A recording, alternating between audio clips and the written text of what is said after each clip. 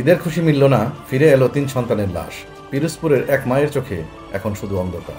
পিরোজপুরের মঠবাড়িয়ার বাঁশগাড়া গ্রামের বাসিন্দা এক মায়ের জন্য এবারের ঈদ যেন চরম সুখ আর হৃদয় বিদারক স্মৃতির নামান্তর। ২৯শে মার্চ সকালে ঢাকা থেকে বাড়ি ফিরছিলেন বড় ছেলে নাইমুজ্জামান শুভ। ঈদের আনন্দ ভাগাভাগি করতে ছোট দুই ভাই শান্ত ও নাদিমকে সঙ্গে নিয়ে বেরিয়েছিলেন আত্মীয়র বাড়িতে উপহার পৌঁছে দিতে। মাকে বলেছিলেন তাড়াতাড়ি ফিরে এসে ঘুমাবো, কিন্তু সেই ঘুম আর কোনোদিন ভাঙবে না। সেই দিন সকালেই বরগুনার পাথরঘাটা ঢাকা সড়কের রায়হানপুর ইউনিয়নের সোনার বাংলা এলাকায় রাজীব পরিবহনের একটি বাসের সঙ্গে মুখোমুখি সংঘর্ষ হয় ৩ ভাই মোটরসাইকেলে।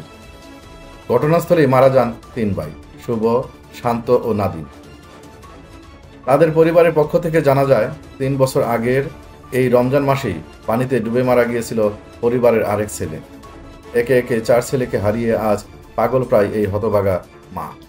দুর্ঘটনার প্রত্যক্ষদর্শীরা জানান, মোটরসাইকেলে থাকা ৩ ভাই একসঙ্গে বাসের সামনে পড়লে সঙ্গে সঙ্গে তাদের প্রাণ চলে যায়। দুর্ঘটনার পর স্থানীয়রা রাজীব পরিবহনের বাস চালক ও তার সহযোগীকে আটক করে কাছাকাছি একটি মসজিদে নিয়ে যায় এবং পরবর্তীতে তাদের পুলিশের হাতে তুলে দেওয়া হয়।